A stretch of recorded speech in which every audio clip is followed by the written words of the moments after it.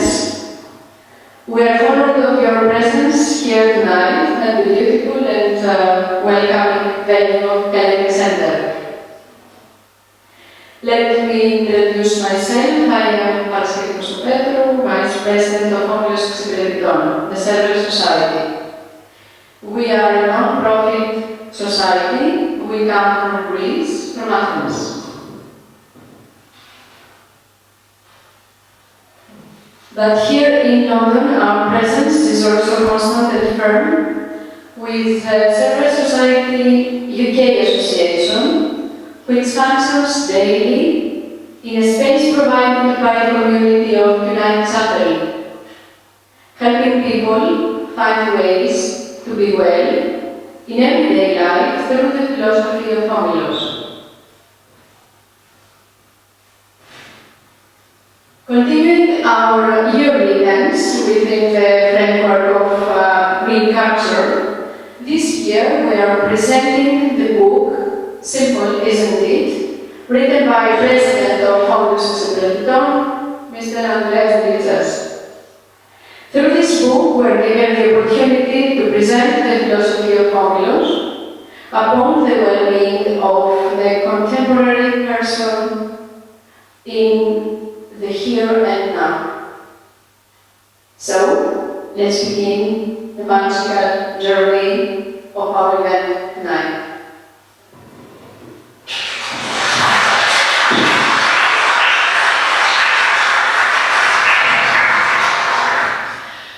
Okay, hello from me too. I am Anthea. First of all, sorry for the delay. The traffic in London is completely uncontrollable, unexpected, and awful.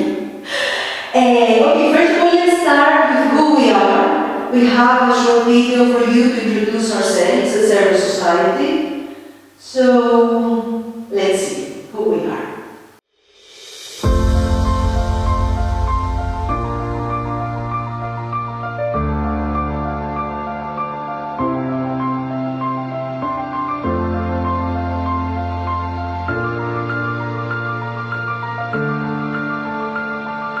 Who we are.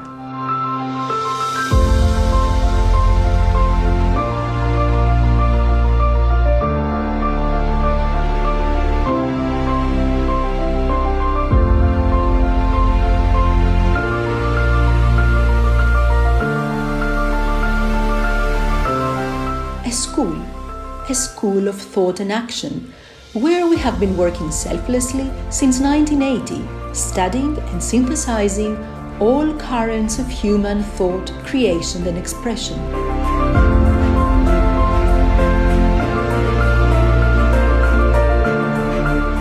The aim?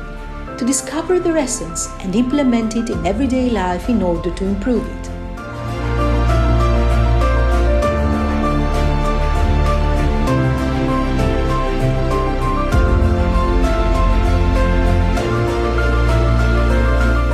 Why a school of thought and action?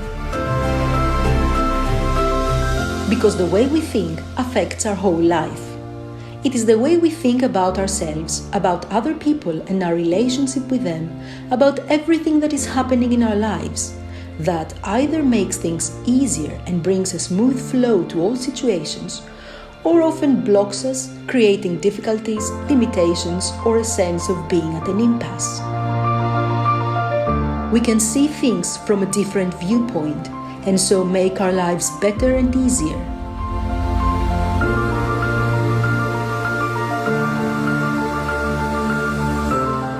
We can experience the everyday constant miracle, which is up to us to create for us and the others around us.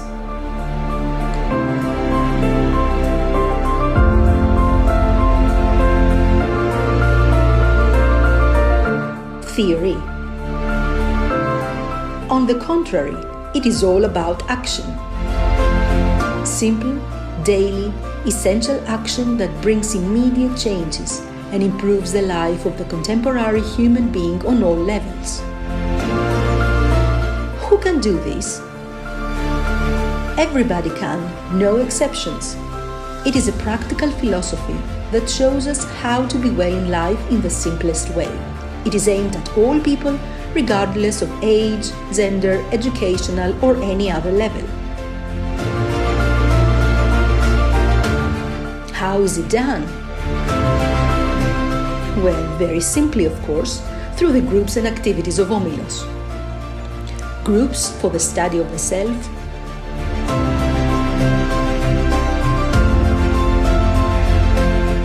creative meditation and meditative relaxation, groups on human relationships, the dromena, role play, and the horodromena, movements that balance the energies and forces within us and around us, the literary workshop to deepen into poetry and literature, talks and presentations on philosophy, on science, on the theatre, music, painting, architecture, history of art.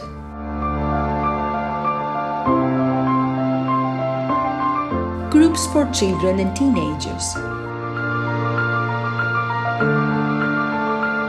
All our activities are carried out exclusively on the basis of selfless service. The publication of books on poetry, human relationships, practical philosophy and more, which are translated into many languages and spread worldwide. The participation in international literary and scientific academic conferences where we present the work and philosophy of Omilos,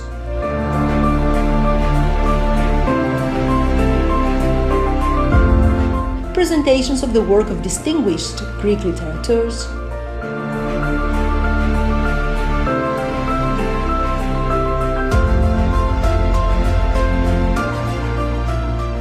organizing talks and seminars in Greece and abroad which aim at the betterment of everyday life and human relationships.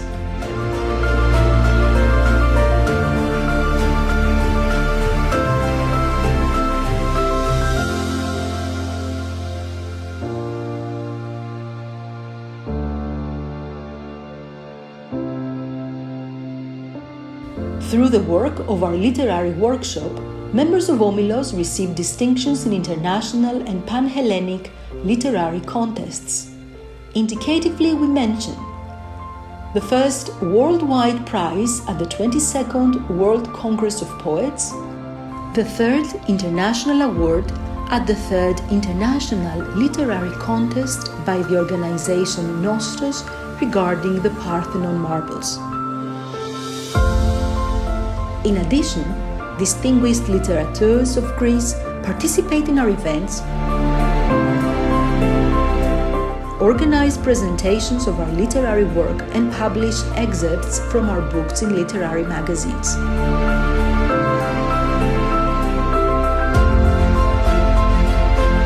Always on the basis of selfless offer, we also give theatrical performances at institutions for children, at hospitals and orphanages, donate books to various institutions such as schools, correctional facilities, public and university libraries, etc., carry out regular blood drives and maintain a blood bank to cover the needs for blood, offer meditative relaxation groups in various municipalities of Attica, organize groups to help people overcome their fear and anxiety, organize groups for the betterment of everyday life and human relationships. The spiritual healing section of Omilos works selflessly on a daily basis for the healing of people from all over the world that have requested our help with all kinds of physical or mental illness. The groups of spiritual healers and each spiritual healer individually work non-stop for the healings performed on our premises or from a distance, for the intensive healing of the most urgent cases, as well as by visiting patients in hospitals or at home in the case they cannot move. We constantly receive new requests for healing from people in Greece and abroad. All who request the help of the spiritual healing section of Omilos have absolutely no financial or other obligation, nor do they have to be members of Omilos. Spiritual healing does not, under any circumstances, go against conventional medicine, neither does it interfere in any way in its work. We urge anyone who asks for the help of our spiritual healing section who strictly continue, and they do so, any treatment and medical instructions given to them by their doctor. We have expanded to Istanbul with a group for the study of the self, book publications in Turkish, talks and many more.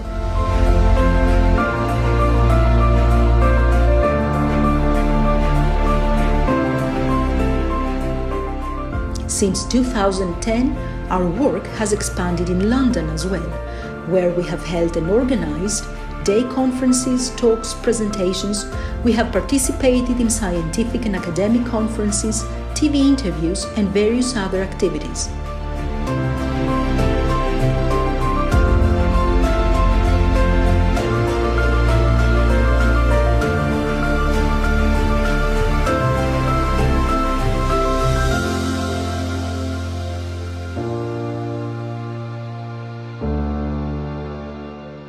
In London, we also have a group for the study of the self, and members of ours that live in London have founded the association The Service Society UK. Together with the association, we carry out a group for the study of the self on a weekly basis, groups of meditative relaxation 4 times a week online and in person, discussion groups on human relationships and well-being, as well as meditation groups which are open to all.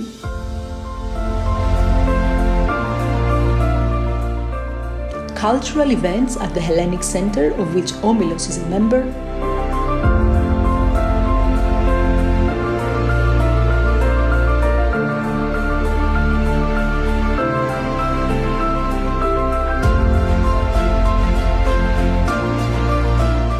Day conferences, talks and cultural presentations at colleges and television shows with the subjects of human relationship, literature and philosophy. Donations of books to municipal, university, school and other libraries.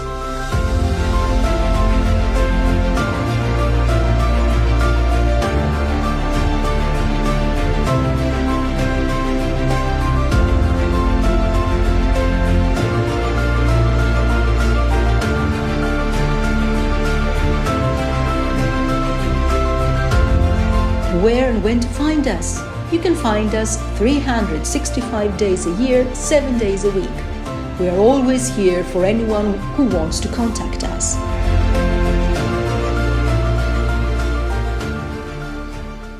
So this is who we are, but of course all these are not only in Greece, in Athens, where we come from. You can find also everything here in the Service Society UK Association at Whitechapel, right? Yeah, yes. So let's start with the book. Simple, isn't it? And we believe that through our presentation you will be able to understand more about the practical philosophy of Omilos, because this is what this book is about. And I would like to call Mrs. Mariana Smiliotou, she's a member of Omilos, a successful graphic designer and art director of Media Serious Publications, to start with the first part of the presentation that has mainly to do with how the literary and spiritual world of Greece has accepted and reviewed the book. Good evening from me too.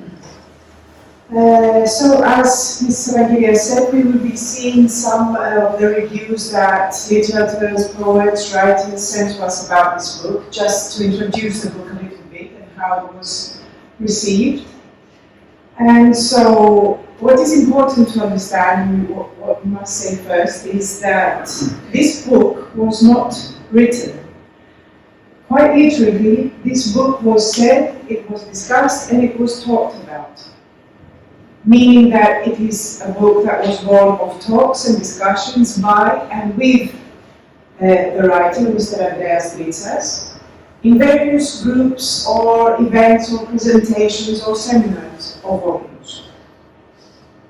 Mrs. Aggelina Papathanassiou, she writes in the online literary magazine Thematophiletos Logotechnon, with words that are simple and of essence, the writer provides food for thought and leads the readers into new paths of knowledge. He does not try to convert anyone. He does not consider himself a philosopher. He simply helps those who wish to get to know themselves by opening up new horizons and new perspectives. So all 19 of the chapters of this book have the pulse and the vividness of the spoken word of a man who is the group and converses with the group, a group that poses questions, and then the writer, capturing the deeper need of the members of the group, responds by conveying exclusively one thing: his own experiential knowledge, his own personal life experience. And the poetess and publisher of a renowned literary magazine, Hellenic Centre, she says that the writer of the book has the ability to function and create as a group, and this is his success and his difference from other writers, that he touches the absolute, which he himself calls the agatho. Agatho is a Greek word. It doesn't really have an equivalent in English, but it actually means that which is beyond the concept of good and bad. It is much higher than this duality of these, of good, bad, nice, not nice, wrong, right, and so on. But of course, if it hasn't been confirmed for you, then don't do it. The writer often says, and in this book, he shares what has been confirmed for him throughout his own course of 40 years on the knowledge of the self. He writes about whatever he himself has put into action and has been proven to him. He says it and he recommends it simply. No one needs to agree or disagree, to reject or accept something. And this is why Milos, a poet and lyricist, says, without shaking his finger at you, with simple words, he reveals parameters and alternatives in life. It is a book by a man who belongs to the milestones and the fragment of our times. So the writer actually speaks within you. When you read the book, you get the sense that you have him in front of you. You see him, you hear him, and he is talking to you personally. He understands you because he has been where you are now, and this is why he doesn't tell you some pretty words that you want to hear, but he conveys a practical philosophy that he himself has put into practice. It's his own experience. And we read again from Mrs. Kondozoglu's review that he ties together word and action. He gives explanations for everything ugly that happens or we feel. And above all, he gives energy, he gives strength, he supports the human being. He elevates their level and shows them the way that they can develop in their triple beingness and maintain the balance in their body, soul, and spirit. This is why it is a book that is alive. You converse with it, you build a dialectic, a personal relationship with it. And this is something that Leda Kutsukera mentions in her review. She is a poetess, an artist, and the president of the International Foundation, Yannis Kutsukera and Lenis Kutsukera. And she mentions that the roots of the tree planted by Dimitris Kakalidis, he is the founder of Omilos, are going deeper. It is growing new branches, flowers, and leaves, new fruit, and they are gifted everywhere through this book, a book written with fine humor, sometimes even wry humor, through whose pages one learns to live, love, think, move forward, and evolve. For the writer to accomplish his goal, he relied on the dialogue, using the mimetic way, we could say, which is a manner of discussion attributed to Socrates and which we can see in Plato's Symposium. To add to this, Mrs. Vasiliki Gazaki, she is a poetess and a mathematician. She says that his word is frugal, vivid, and direct. He speaks with straightforwardness and clarity. He synthesizes small and great truths, thus broadening the ability to see. On every page of the book, the unshakable belief in the capability ability of every human being to dissolve limitations and fears and freely express themselves can be discerned. A word which is illuminating, wise and consoling. As the literature Amalia Rapid-Trifona mentions, and she describes it in this way, and she continues by saying that it includes and analyzes the entirety of existence, and that it also would be welcome if this exhortation and sensible advice could be read by the young. And indeed, it is a book that reaches out to everyone.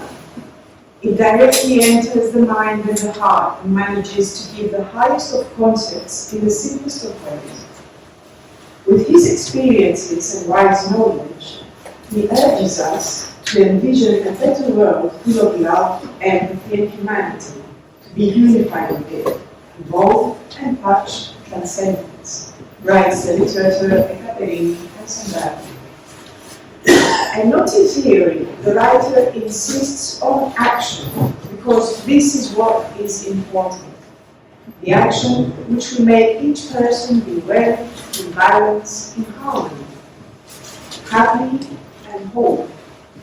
A reference book which teaches us in such a simple way how to make our life beautiful and help ourselves.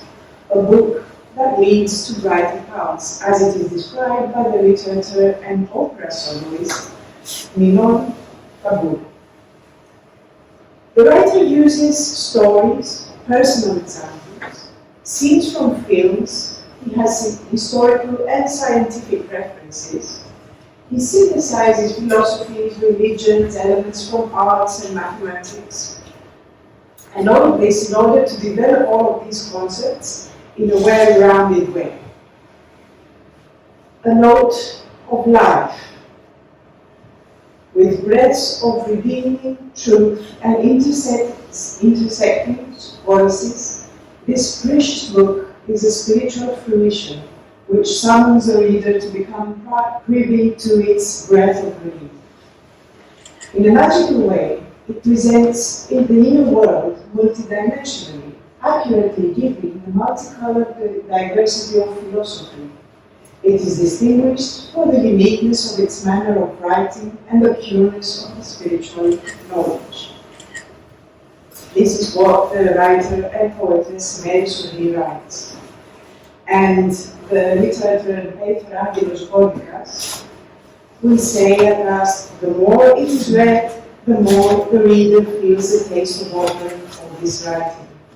I congratulate you, author. I congratulate you, and you don't owe me. I am gifting it to you. You deserve it. But who is the writer? Who is Andrε, for instance? Let's see.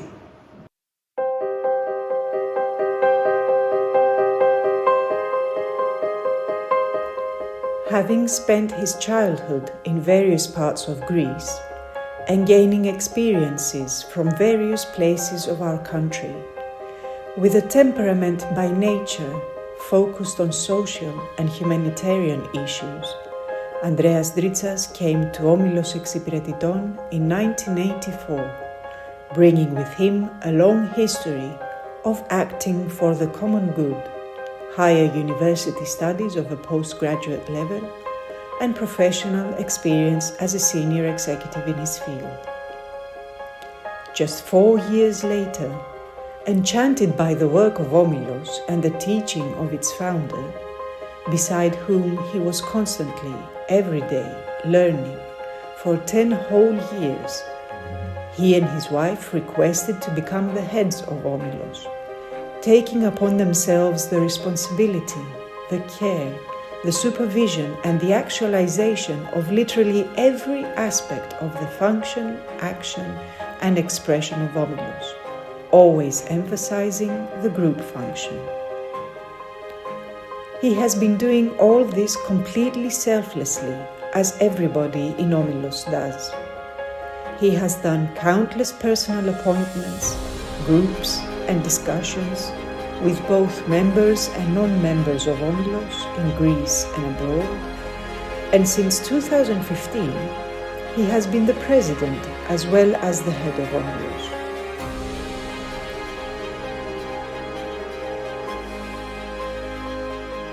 He has given interviews and speeches at cultural and other presentations and events, while also creating and structuring the group of Omilos in Istanbul and the association The Server Society UK in London.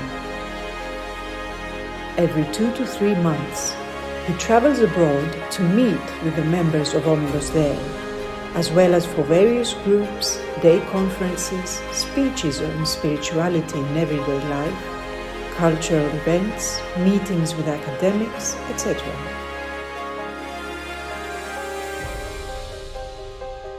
He is married, has 1 child, and still works in his profession.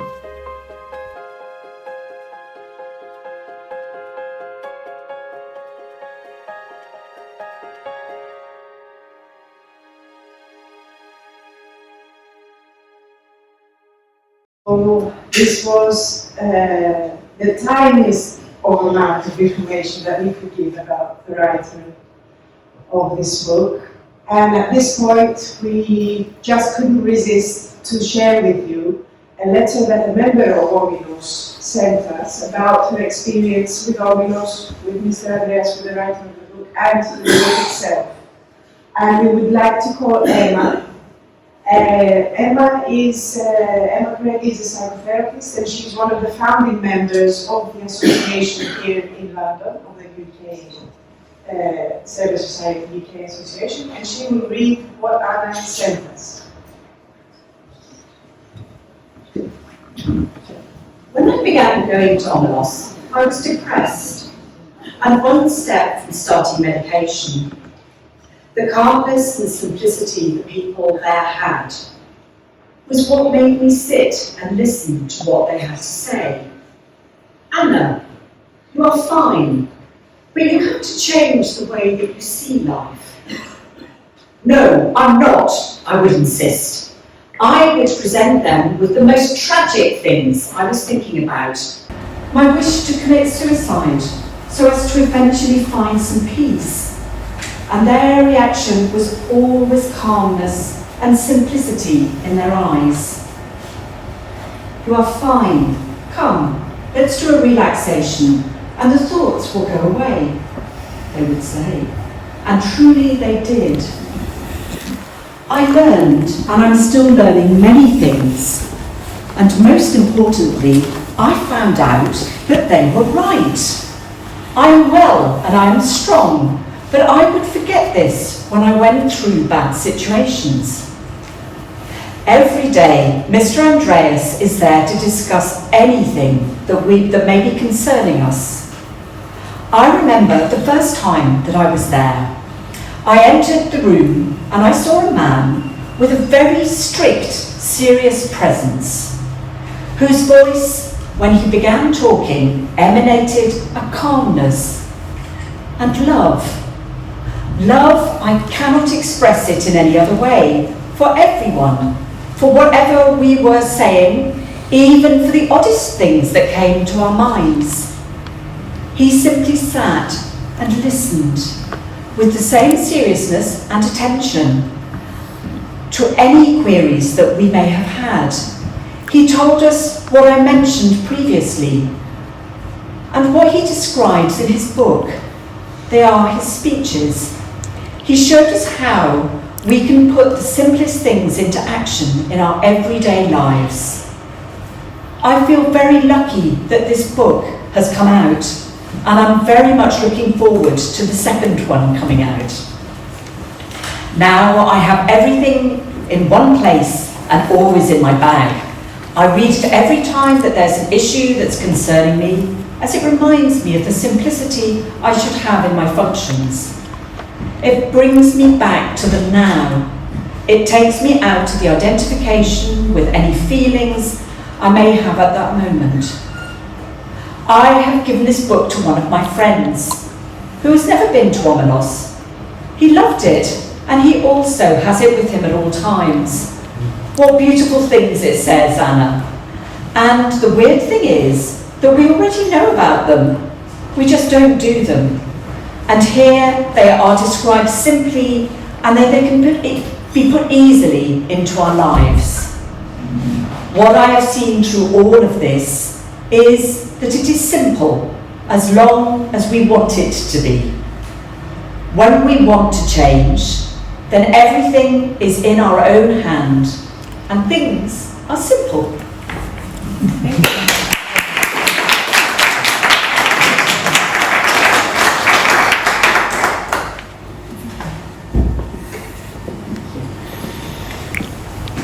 So, this is what Anna said, and now we are going to start on the journey inside the content of the book, and we will start with a very small video for this.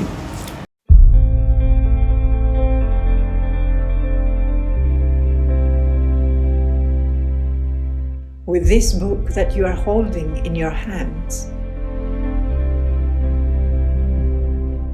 you are embarking on an adventure.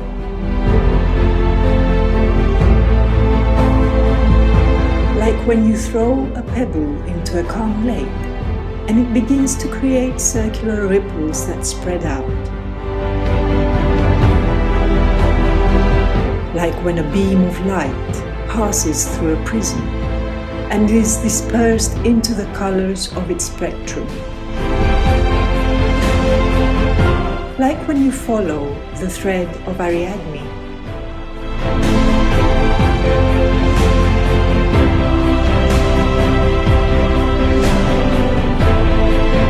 Like the question in Zen philosophy of whether the bridge is moving or the river. Simple, isn't it? When you are in a dark room, you learn to make a simple move, to press the switch and turn on the light.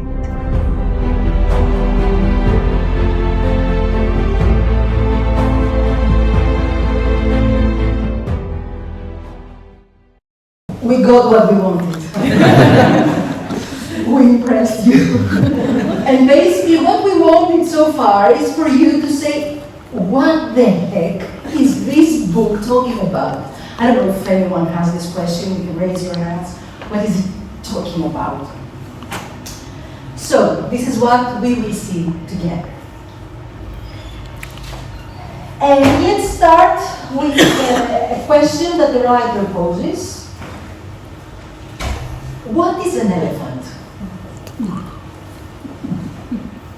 One who took 3 people, blindfolded them, and put them in front of an elephant. They didn't know it was an elephant, he just simply told them to reach out and touch with their hands what was in front of them and say what it felt like. The first one touched the trunk of the elephant and said that what he's touching is a big snake. The second one touched the leg of the elephant and said that it is a big tree trunk. And the third one touched the ear and said that it is a big tree leaf. But in reality, what all 3 were touching was an elephant. But they didn't have the whole picture since they were blindfolded.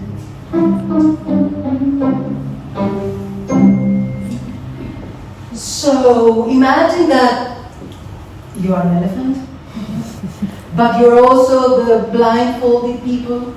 So in this book, what we learn as we read it is how to see the whole picture.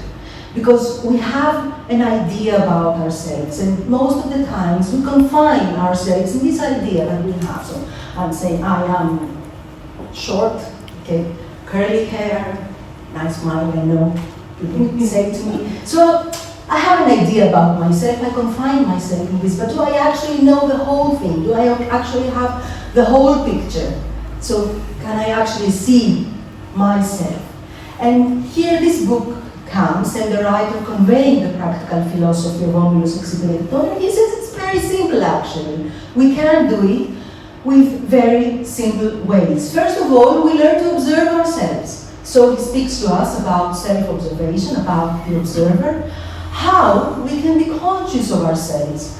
and observe our body, our emotions, our thoughts, how these three interact without interfering, without judging ourselves, okay?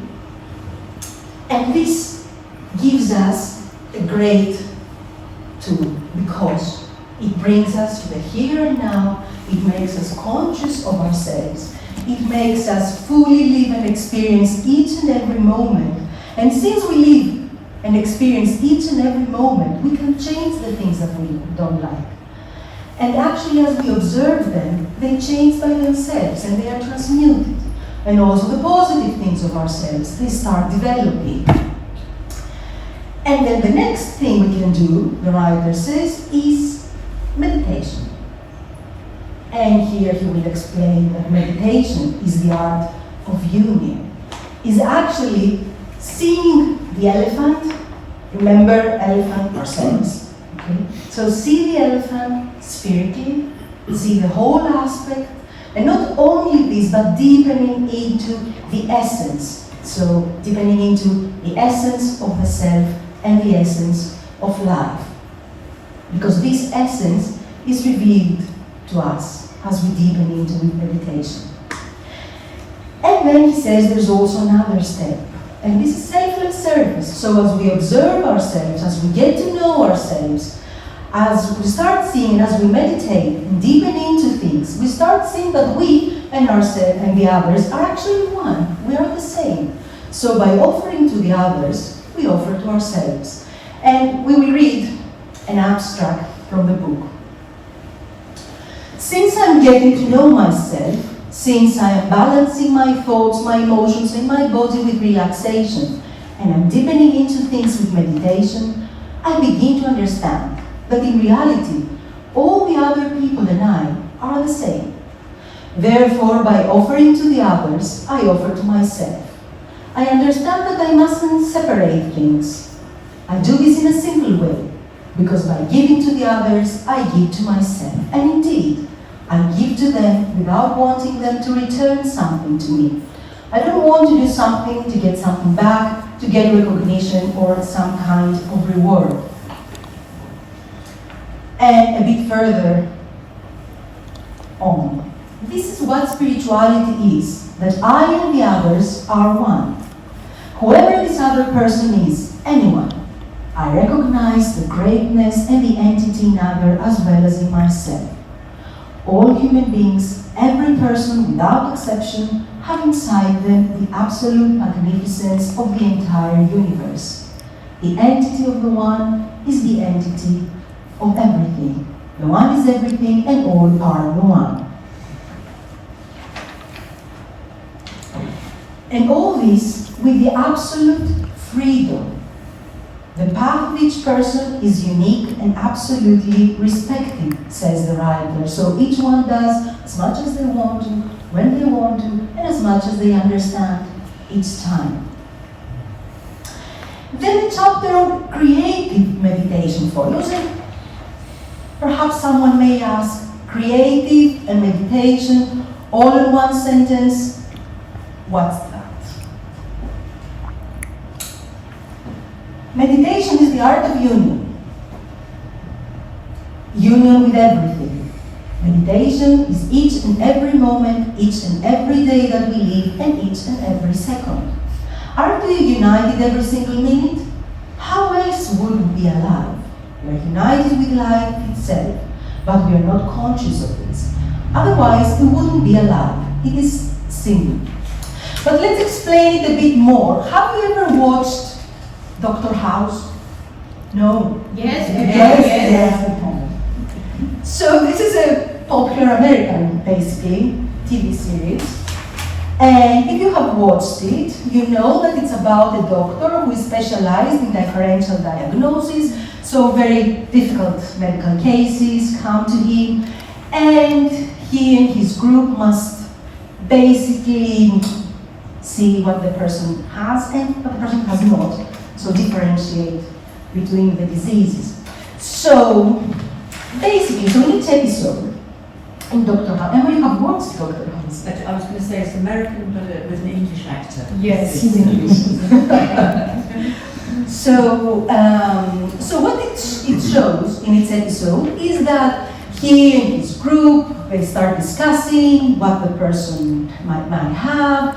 So they're putting down and recruiting all their knowledge, all their experience, and they're occupying themselves with it.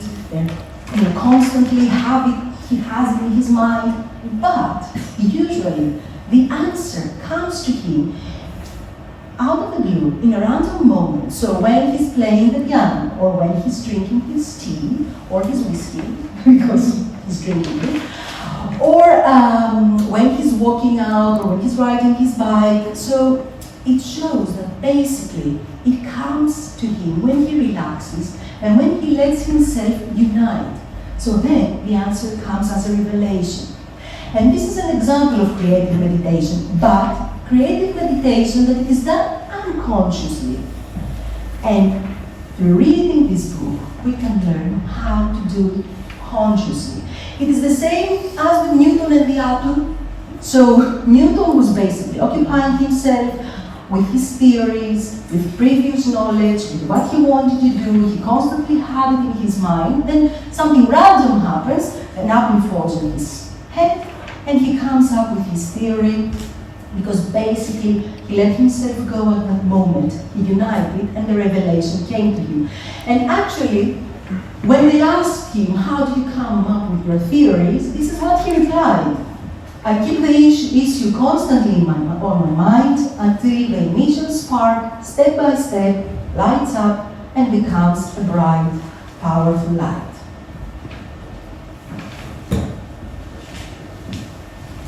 Sorry, I have my notes. I have to turn the page. And if you see it in yourselves as well, how many times is it that you had an issue, something troubling you, a problem, and you were thinking about it, occupying yourselves with it, having it in your minds, and then at some point, when you went out, have some tea, speak with a friend, go for a walk, relax, then the solution came. So all this takes place unconsciously, but we can do it consciously. Creative meditation means that we learn to deepen, to unite, and then to actualize. We learn to have an active stance in things, to be creators. You deepen through meditation, you experience the immense potential that exists within every single thing, and then you're active in life, and you become a participant and a co-creator. And this brings a special joy because you create. And there's also another very nice example in the book. So, for Ulysses to go to Ithaca, to reach Ithaca, he didn't sit in a corner crying and say, oh God, please, how am I going to go to Ithaca? Is there perhaps a winged horse to take me to Ithaca? No. He just took his company, so the co-warriors, they got into a ship and reached Ithaca. So we learn to live in the here and now, not in the past, not in how things were, if they were nice or ugly in the past, or how they're going to be in the future. Because if we observe ourselves, actually most of the time our mind is preoccupied with what happened in the past or what will happen in the future, but we're not actually in the present moment. So, and then the writer counts himself and asks, but what does to be in the present moment mean? So, is there something that I don't like? Since I'm here and living it now, I can work to change it. If I'm not here, I can't work to change it because I'm not here. I am who I am, and I am here. I'm here. I don't want to be somewhere else. If I want to be somewhere else, I don't know how I'm now. I'm somewhere else. Therefore, I'm not living the present moment. This simple thing is what the discipleship of the self is. I do not make imaginary worlds to live in.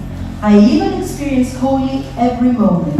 I unite with the others, I become the group, and I learn not to divide things around me and within me. Therefore I'm well, I'm in harmony, in balance, in union, and I'm constantly broadening.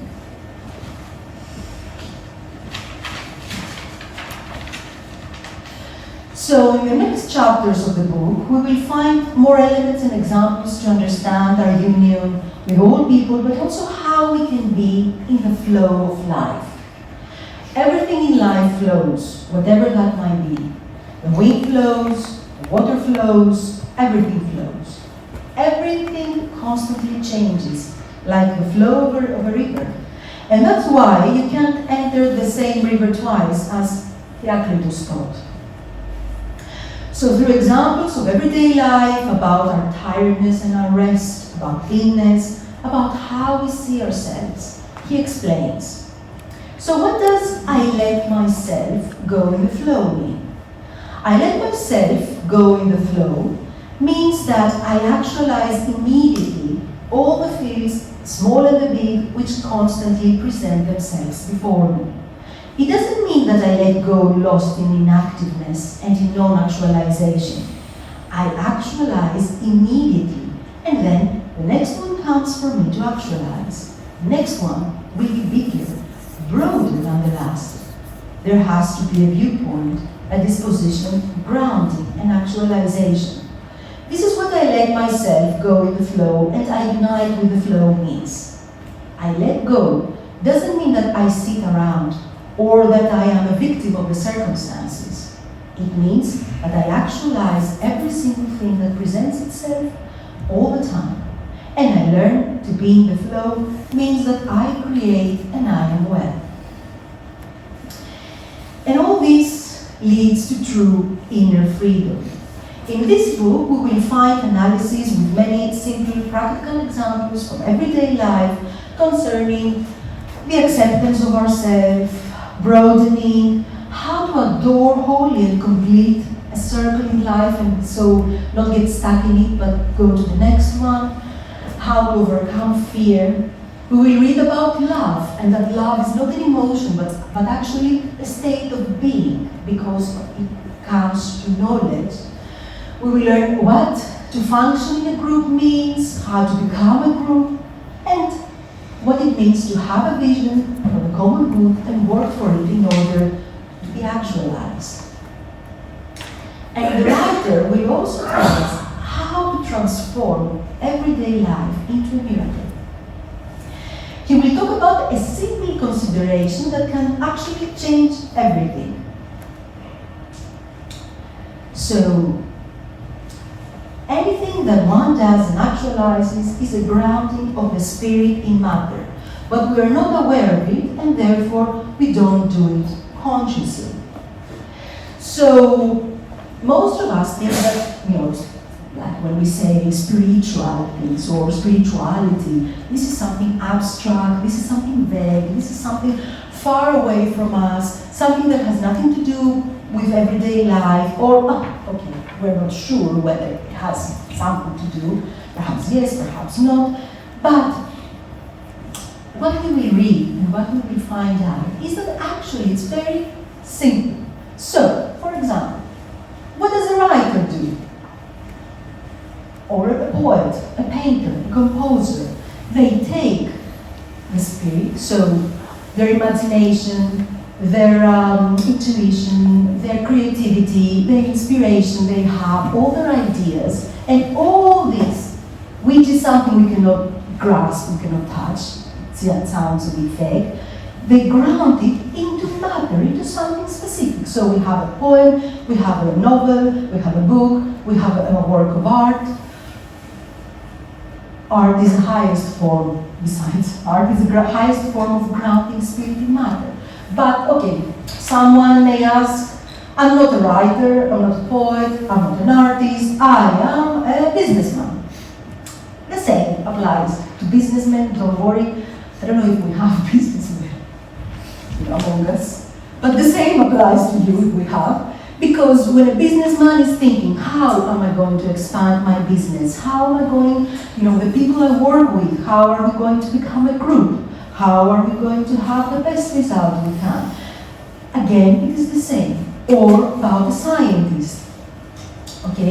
a scientist that is experimenting or trying to find new medication. Now that with a pandemic, we saw it, we experienced it, everyone, how it was with the scientists experimenting, for the vaccine, for example. So again, it's the same. I take my knowledge, I take my experience, and all this I ground it into something specific in matter. Or a doctor, a surgeon who is performing an operation. The knowledge, the experience, the care, the interest for the patient, he takes all this and grounds it in matter, in the body of the human being in order for him to be well. Or a mother cooking for her family. What does she do? Does she only take some ingredients, she mixes everything together and throws it on a table? No. It's all her love, her care, her interest that she puts in the food. So she takes all this spirit and grounds it into matter. But don't go far. Now, even myself, that I'm talking to you, what am I doing? I'm moving my hands, for example.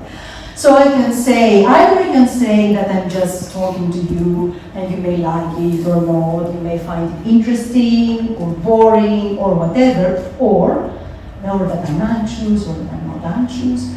Or I can consider that now that I'm talking to you and I'm moving my hands, I ground the spirit to matter. So I'm conveying to you my care, my interest, my love. Or when we walk, I don't know, does anyone want to try with me? So when we breathe, even when we breathe, so this simple automatic action of breath, we will find this example in the book. So for example, we're breathing now, we can all do it. And we can consider that we breathe in the spirit, the spiritual field, which means, again, joy, happiness, balance, and breathe out. It's something that when we do it consciously, it can change the whole way we are, how we feel. I don't know if anyone has done it. Now as I am explaining this to you, has anyone tried? Hi Kathy, did you do it? You did, and how does it go so far? It puts you in a different mind frame. It's very simple. We breathe anyway. Why not breathe consciously and consider that our breath, as we breathe, brings us harmony, brings us balance, brings us joy. And as we breathe out, we spread this to the others as well. It's a very simple consideration. I don't know if there's anyone courageous enough to share with us. If you're trying it at the moment, it would be good for you. Or even the simple action of walking. Would you like to try it with me? Walk with you? Yes, walk with me. I would take Mr. Panagi's band. I've known him very well. So as we're walking, as we're walking, we can consider, that all the strength, all the energy comes to our body, and then it goes to the earth, and it rejuvenates us, and it rejuvenates the earth as well. Right. So you can walk around freely. Don't mind, no one's watching you. When we dance, exactly, when we dance, it's the same thing, because it's energy that we can consider that all this, it's the spirit that is grounded into matter, which is the dance. Or when we hug each other, why not consider that we convey to the other person our love, and not just wanting to take from them. You need to have the microphone. They need to listen to you as well, if you want. So it's very simple. It's things that we do. Energy, exactly. Love, balance, joy, happiness. Why not do them consciously? These simple actions of everyday life. Breathe, walk, hug, talk, move my hands. I move my hands now. This is what I am considering. And of course, I know that all of you are getting Yes, of course, we receive it. Thank you very much for the help. So,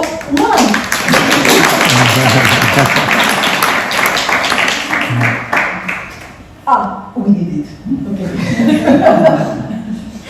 So one, it's an example. There are many things in the book and many things in the practical philosophy of Omilos, but this is just an example of simple things. Most of them we don't pay attention to, we just do them like that.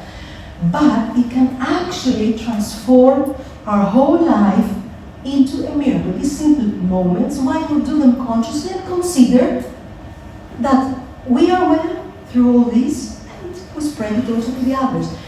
This is how simple it is to ground spirit in matter, and because I have said enough, someone else needs to ground spirit in matter now.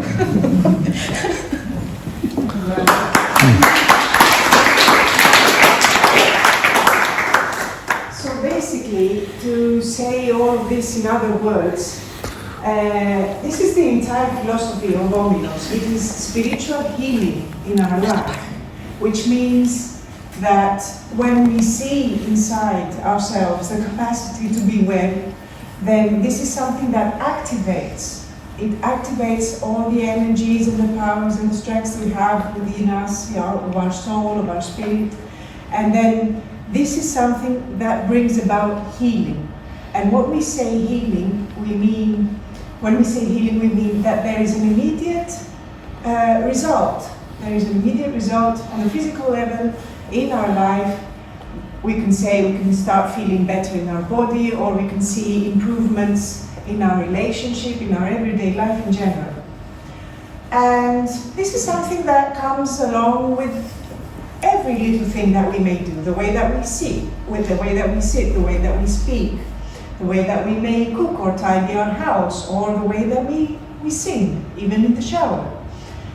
If all of this, when we do it, we refer to a broader field of consciousness, meaning exactly this potential, this capacity that we have to be well, then this is something magical happens. Everything starts going better because we believe in this, we say it, we refer to this broader field of consciousness. And on the other hand, we can see also the opposite result. When we refer to a limitation of ourselves, when we refer to a limited field of consciousness, then we start feeling unwell and limited and restricted, and all of these very familiar feelings. So it's not that someone has, like, there's a magic wand or something that someone has and gives us a strike and something then just turns around 180 degrees. It's we ourselves, we do it.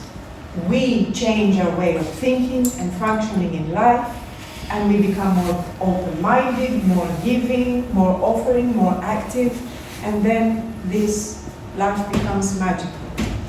And there is an example again from the book that shows this way of thinking, how we may expect things to happen.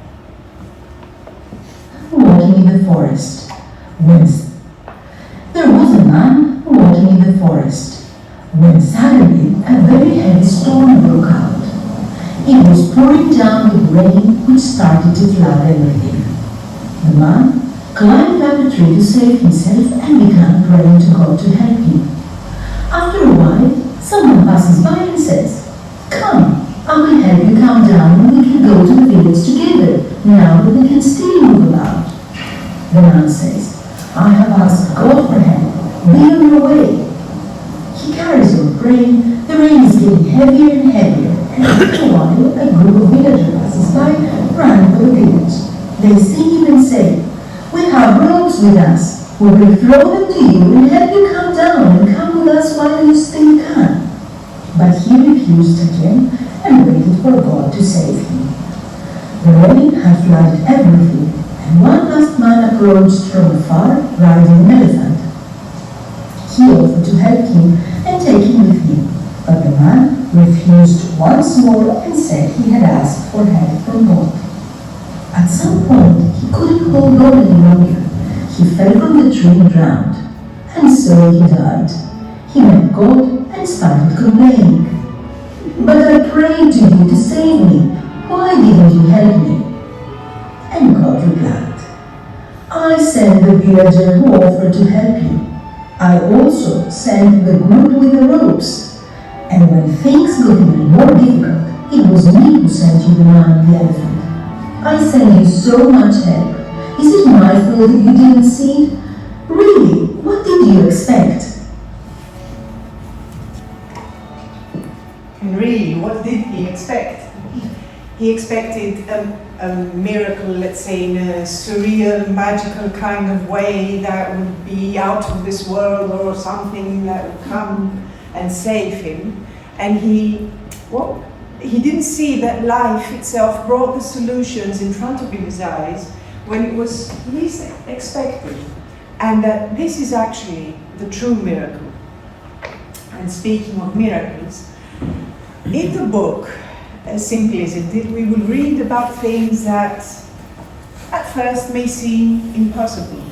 And among these things is this exact concept of the unachievable. We will find out how not to hit walls or dead ends and believe and fall into this trap of believing that something cannot be achieved.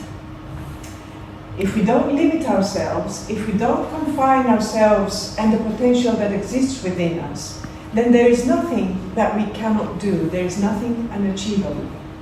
If we believe in this, in whatever it is, and we work for our vision, and we do this with our entire being, with all of ourselves, with all our energy and all our dynamic, then this concept of unachievable becomes relative. Since, if we think about it, we could say that everything is unachievable until we do it, until we actualize it. So we read from the book. Wasn't it thought of as unachievable for man to fly? Wasn't it unachievable for man to go to the moon? Wasn't it considered unachievable to be able to fight off and cure so many diseases? Wasn't it considered unachievable for the Greeks to defeat the Persians in ancient times? Many years ago, didn't it seem unachievable to have electricity and electrical appliances, diagnostic tests and medicine for so many illnesses, telecommunications and space telescopes? How many times has it been said about athletes that they went beyond human boundaries? How many impossible things have parents done for their children, people for their countries? And there are countless such examples. Some believed in a vision, and because they believed in it, they worked and they did it. And if you think a bit about your own life, you will see many examples such as this, when there was a difficulty that came along, and at first it may seem something that couldn't be, you couldn't overcome this difficulty, something that couldn't be resolved, and eventually you did. So let's listen to the author himself as he urges us to not consider anything as unachievable. Επειδή εργάζομαι, πραγματώνω. Είναι δεδομένο ότι επειδή εργάζομαι θα πραγματοθεί. Στην ουσία δεν υπάρχει ακατόρθωτο. Σταματάει να είναι ακατόρθωτο όταν πραγματοθεί. Άμα δεν πραγματοθεί, είναι ακατόρθωτο. Και φυσικά πρέπει να υπάρχει πίστη ότι θα πραγματοθεί. Το πεδίο του Ομίλου εργάζεται και πραγματώνει το ακατόρθωτο. Μπροστά στη δυνατότητα της πραγμάτωσης από τον μαθητή, όταν ενώνεται με την οντότητα, και το μεγάλο είναι περιορισμένο. Δεν είναι τίποτα. Ο μαθητής μπορεί να πραγματώσει το άπλο και ακατόρθωτο δεν υπάρχει.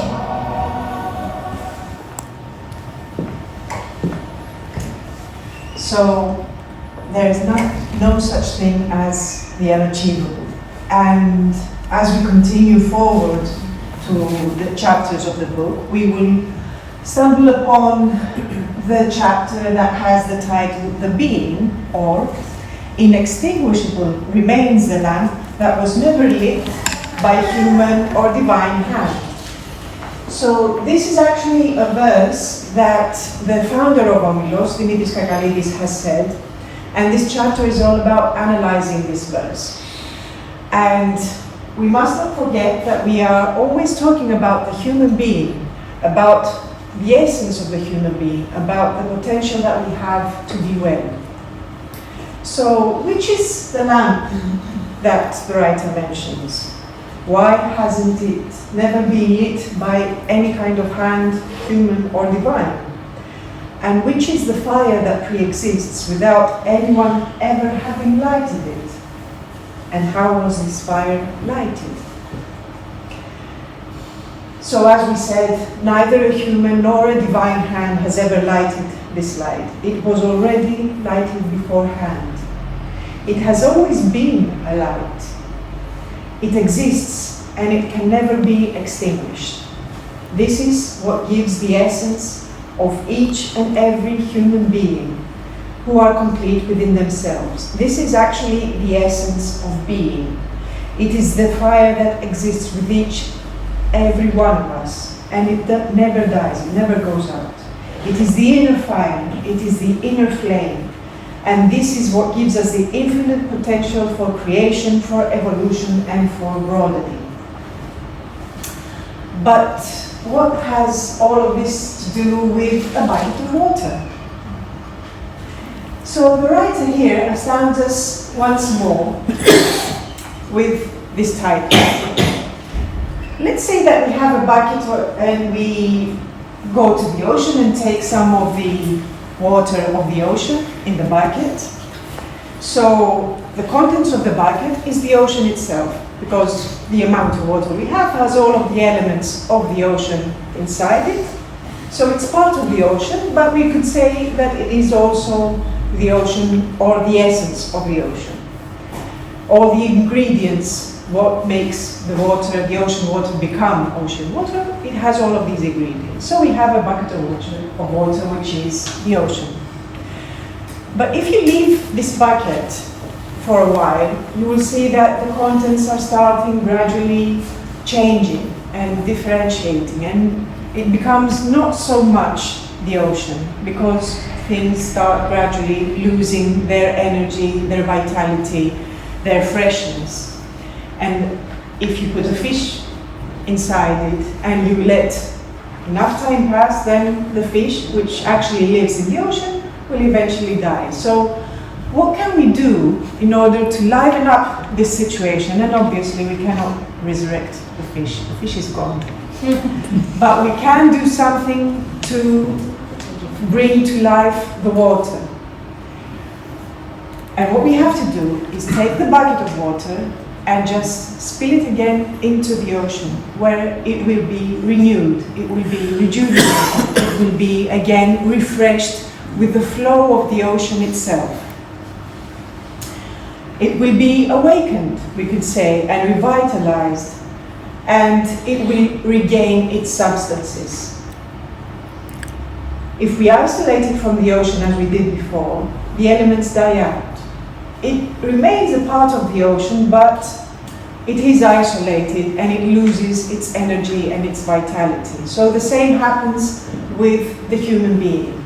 We remain closed off, we could say, by thinking that we are just this, what we know. And this is something very limited.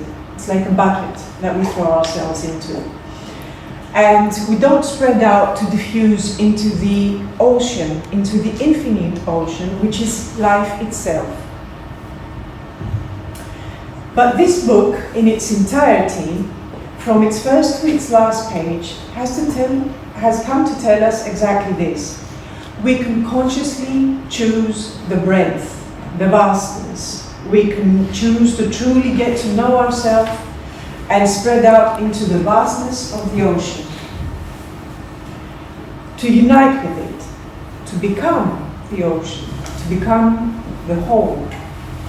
To unite with every human being, to unite with the infinite, magical current of life itself. We can unify the opposites which usually torment us and pass into the absolute, which contains everything and is at the same time above them all, above and beyond. Finally, if we could say that this book has one aim, it would be to keep the door open for anyone who wants to admire the miracle of miracles, the human being and life. And this is actually concludes the contents, our journey through the contents of the book and the various concepts and meanings. And we would like to see now how these concepts were received by readers, members and non-members of Omilos. And we would like Anδρε to come. Anδρε is also... then we have, sorry, forgot about this one. Wait, Anδρε. Wait. This is Nilüfer Akbar. She is the coordinator of our group, as we mentioned before, our group in Istanbul. She has also, as you can see, sent us a video about her thoughts on the book. And let's listen to her. Merhaba, ben Nilüfer Akbar. İstanbul Omilos Eksipiretiton'un grup başkanıyım. Aynı zamanda sanatçıyım. Andreas Grisas'ın yazdığı Kolay Değil mi kitabını birkaç kez okudum. Aynı zamanda Almancası einfach ve kolay değil mi? Kitabı ben okuduktan sonra gerçekten ne kadar basit olduğunu, ne kadar kolay olduğunu çok daha iyi anladım. Çünkü Andreas gayet basit ve anlaşılır bir şekilde yazmış bu kitabı. Ben okuduktan sonra da hem bizim gruptaki arkadaşlarıma hem de grupta olmayan tanıdığım arkadaşlara gönderdim. Okuyanlardan da çok güzel tepkiler aldım. Hepsi aynı şeyi söyledi. Dediler ki gerçekten çok basit, anlaşılır bir dille yazılmış ve bu kitap eğer tamamen idrak edilip hayata geçirilirse bizler de sanırım her geçen gün daha şimdiki anda olabilmeyi deneyimleyebiliriz dediler ve teşekkür ettiler. Ve kitap spiritüel alana yeni bir bakış açısı getiriyor. Bu anlamda da ben Andreas Grisas'a çok teşekkür ediyorum bu kitabı yazdığı için. Omilus Eksipiretiton'un üstadına çok teşekkür ediyorum, onu çok seviyorum. Ve siz Londra'daki Omilos Eksipiretiton grubuna selam ve sevgilerimi yolluyorum. Kolay Değil mi kitabı bir başucu kitabıdır. Her zaman dönüp başvurunda bulunacağınız bir kitaptır. Bir kenara atılacak bir kitap değildir. Teşekkür ederim. Hoşçakalın. So Nilüfer Akbar, I forgot to mention, she is a very famous singer in Turkey. She sings traditional Kurdish songs, and she's been with us for many years, and she's now coordinating our group there in Istanbul. And now Anδρε, it's your turn. He's also one of the founding members of our association here, the Service Society UK, and also the representative of the association. Okay, good evening everyone. Good evening everyone. I'm just going to read out some of the impressions from the members of Omilos and also non-members as well, as was mentioned earlier. What did it offer to me personally? The capability to see the switch, so as to turn on the light, to bring the light to the small, dark parts of my mind. It illuminates the path, the steps of this change in an understandable way that doesn't underestimate you, doesn't pressure you, but takes you by the hand as if you were a child and shows you. Another civil servant here wrote, when reading it, I felt joy, calmness, a realization of where I am, and most importantly, hope and certainty that I can find the much desired balances inside me and get out of the restrictive perception I had of myself that I cannot change. To love and stop, to love and stop fighting myself. Could it be that in the end, finding my way is simple? And we have another. I was won over by the love with which the writer talks about life, people, all of creation. Even though I have read it 2 to 3 times, each time it is different because it's a living book. Something new is revealed to me, thus fulfilling the feels and needs I have at a specific time period. And I think another one, okay? And the first thing I thought of when I read it was to give it to everyone to read, because I am certain that they will understand it and see how simple it really is to come out of the automatic mode your life has gone into. The clarity of Mr. Andre's word acts in a healing way within me. Every time I see that I am experiencing an impasse and I turn to the pages of this book, the impasse disappears and I am free from it. It is a book that supports my decision to improve myself and my life. With Mr. Andre's book, I set out on my own journey of discovery, with the teachings presented calmly, without being insulted or humiliated or just spewing information. This book, which made me understand my value, my inner power in life, is my own constant guide. While loving and listening to Mr. Andreas through the book, I learned to love and listen to myself. I am grateful. And that's it. That was it, Adel. Thank you. This happens to everyone who has a microphone. We want to carry on speaking. Okay, we're coming to the final words of this presentation.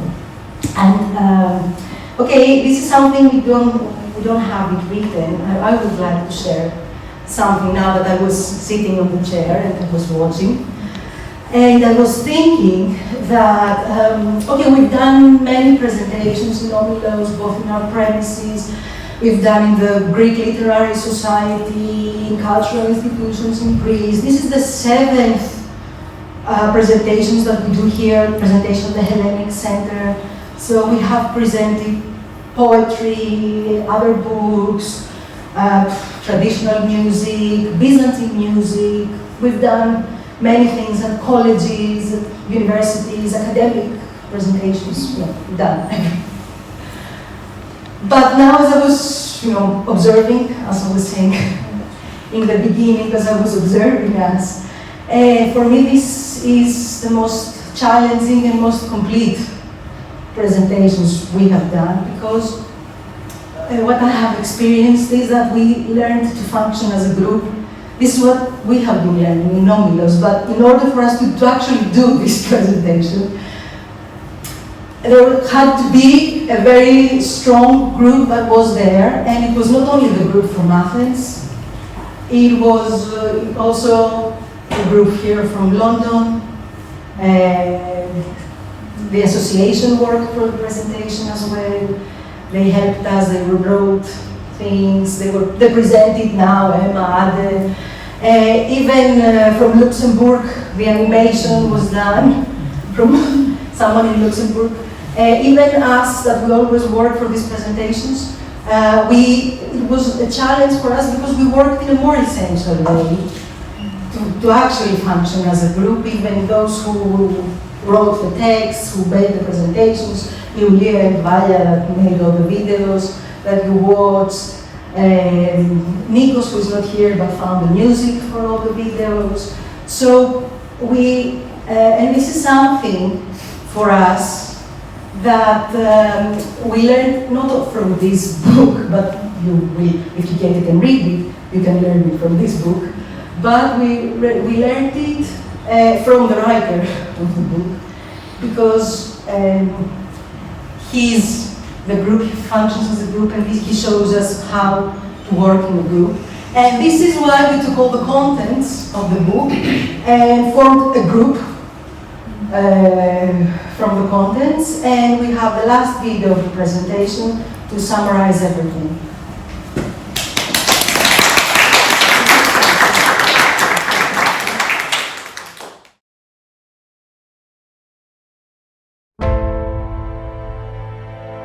If Each one of us has the potential. After we become a neutral observer of our body, our emotions and our thoughts, through creative meditation and selfless service, to get to know ourselves and realize that I am you and you are me. Thus, experiencing the union with all the others and actively participating in life, we pass into the flow and can say with absolute certainty, I live in the moment, I am well. And the more we unite with the current of life, and with adoration complete its cycles, we move forward onto the path of union with everything.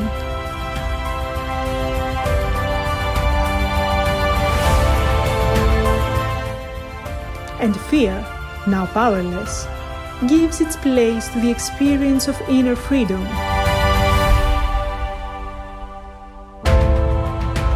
Which leads to the state of love and the expression of spiritual healing in our life.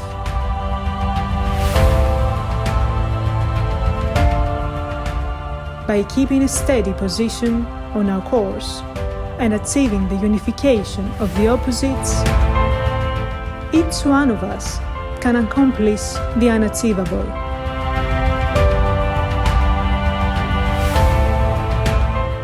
Pass from the routine to the miracle, and behold in the luminous area of the being the inextinguishable lamp that was never lit by human or divine hand. Then, choosing to get out of our limited self, we empty our bucket of water into the infinite.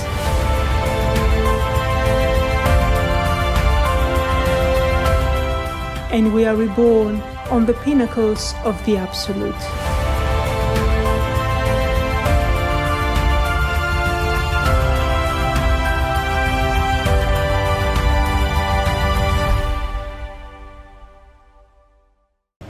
Mr. Andrε.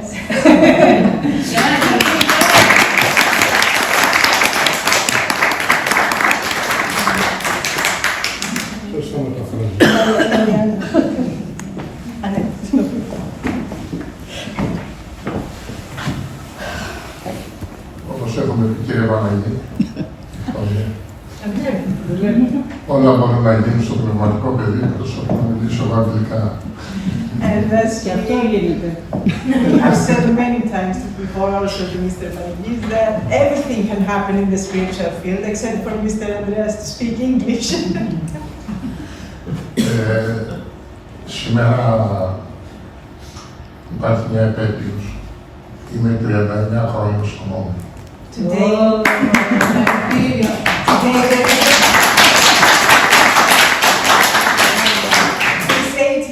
Now for a second to close. Today we have an anniversary.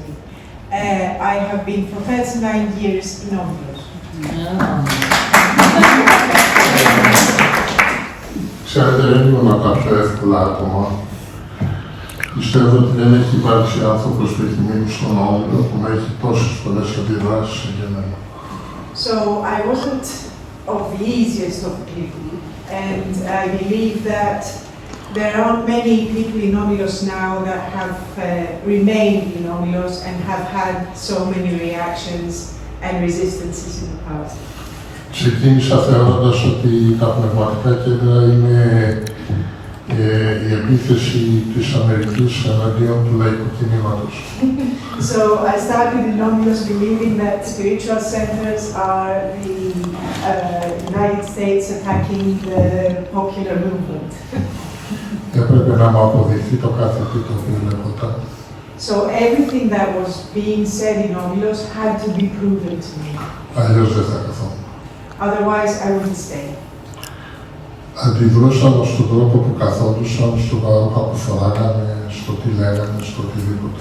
So I used to react to the way that they would sit, the clothes that they would wear, to the way that they would talk, everything. I would react to everything.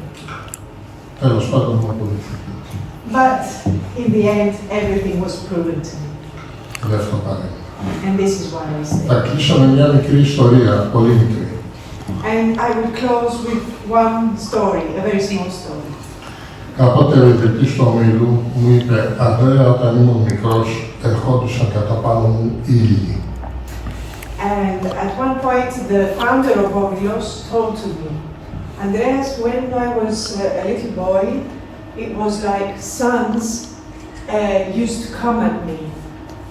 Δεν μπορούσα να καταλάβω τι έλεγε. And I couldn't understand what he was saying. Και τώρα λέω το εξής. And now I say the following. Όλοι εσείς δεν είσαστε ήλιοι. All of you, aren't you sons? Αυτό μαθαίνουμε να θεωρούμε, να πιστεύουμε, να βλέπουμε και να πραγματώνουμε στον Όμιλο, ότι όλοι οι άνθρωποι είμαστε ένας ήλιος. And this is what we learn, we believe, we learn how to put in practice, that all people are a son. Ένας πνευματικός ήλιος. A spiritual son. Επομένως όλοι οι άνθρωποι μπορούμε να είμαστε καλά, αρκεί να ανάψουμε το φως. So every one of us, we can be well, as long as we turn on the light. Απλό δεν είναι. Simple, isn't it?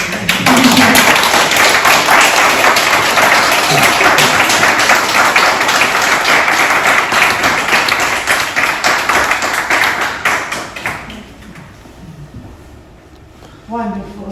So this is the end of the journey for tonight, because the journey will continue through the books.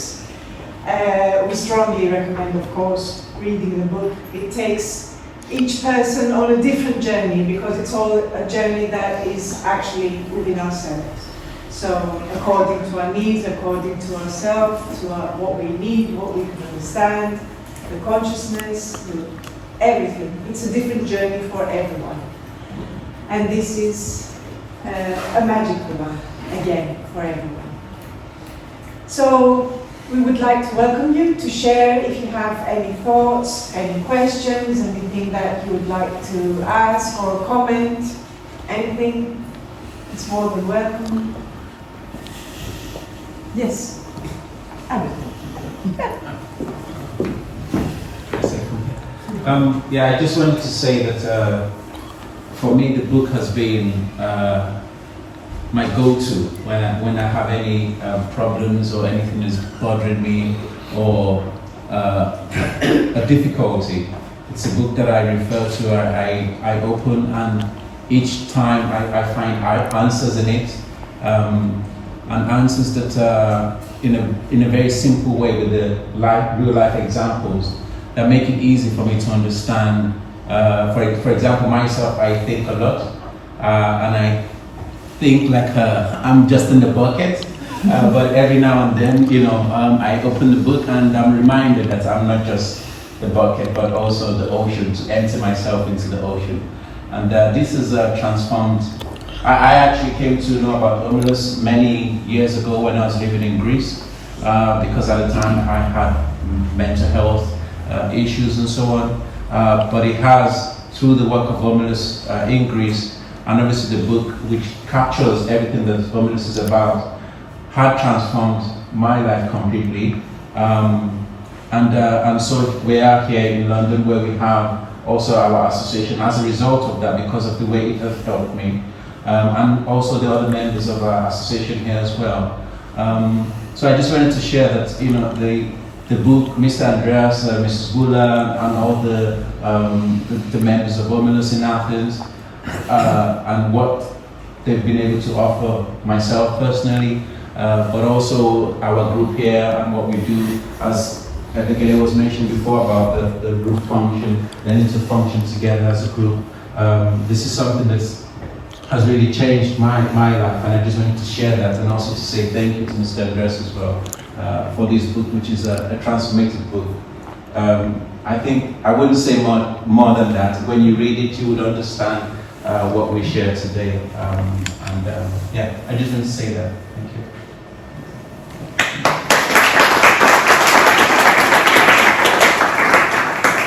Anyone else would like to share something, their thoughts about what we presented, book, the teaching of Omilos? Yeah.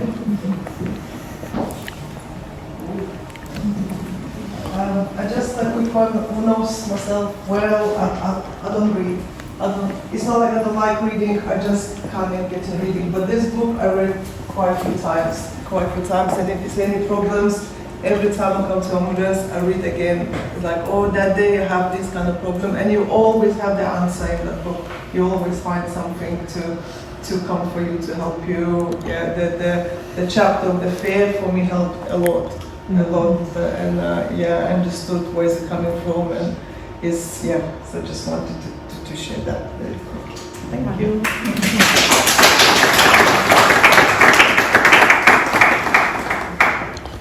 Anyone else would like? Okay. So I just want to say something a bit funny, but comical, but really nice. I'm a lecturer at the University of London, and I'm happy to see one of our students here. So welcome.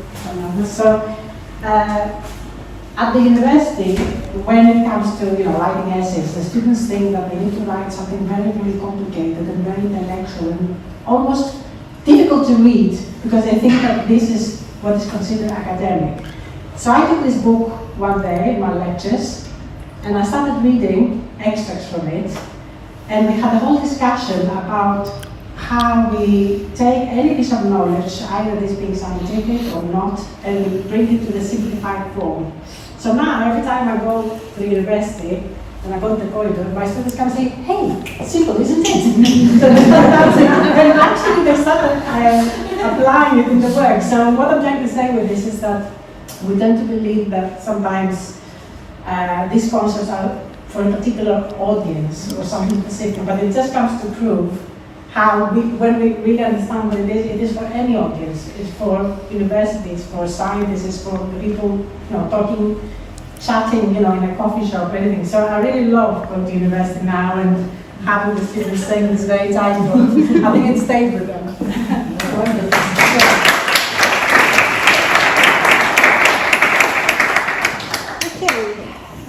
Anyone else would like to share something or ask even something? You can ask the writer himself, maybe. No? We like questions because this is one of the ways that the book was written, through questions and answers. So, yes.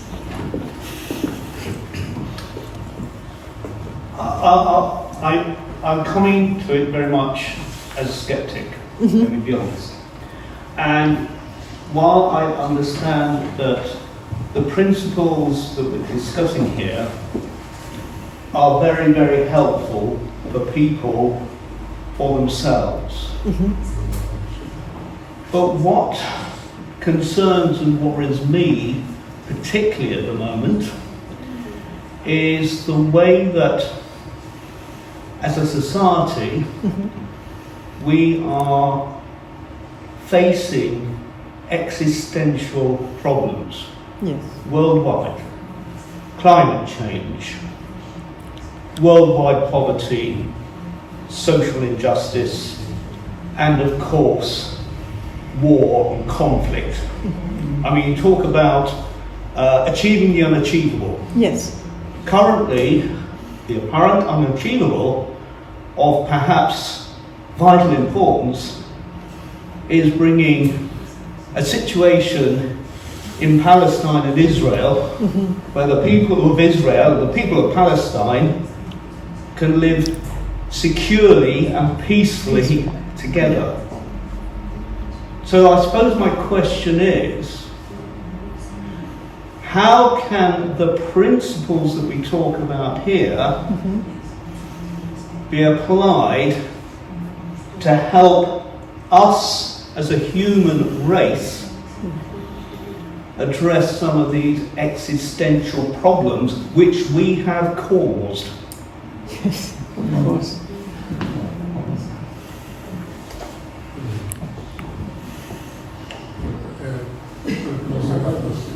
Ναι.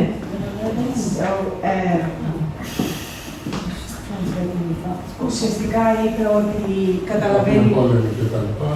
καταλαβαίνει ότι όλες αυτές οι αρχές είναι πολύ βοηθητικές πλέον μέσα στο βιβλίο, είναι πολύ βοηθητικές για τον άνθρωπο, για τους εαυτούς μας.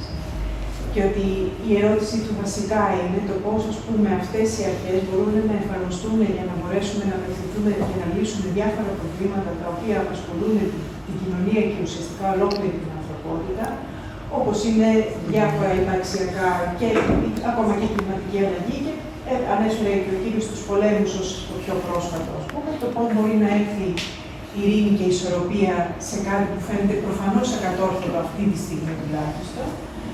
Πώς μπορεί να έρθει μια κατάσταση που να υπάρχει ειρήνη και να μπορούν να ζουν αυτοί οι δύο λαοί σε μια κατάσταση που εμείς οι ίδιοι βέβαια προκαλέσαμε να υπάρχει.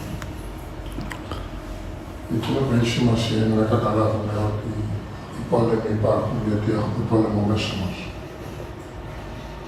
So, what is important to understand initially is that wars exist because we have, actually the war is inside us, we have wars inside us. Εμείς οι άνθρωποι πολεμάμε με τον εαυτό μας. Δεν μας αρέσει αυτό που είμαστε, θέλουμε κάτι άλλο.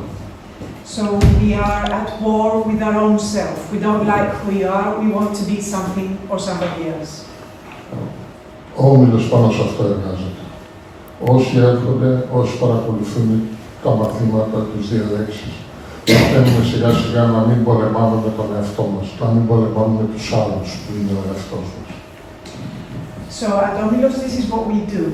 Gradually, we stop being at war with ourselves. We learn how to work with ourselves, how to accept ourselves, and stop fighting our own self and the others also, who are our own self, because we are one and the same.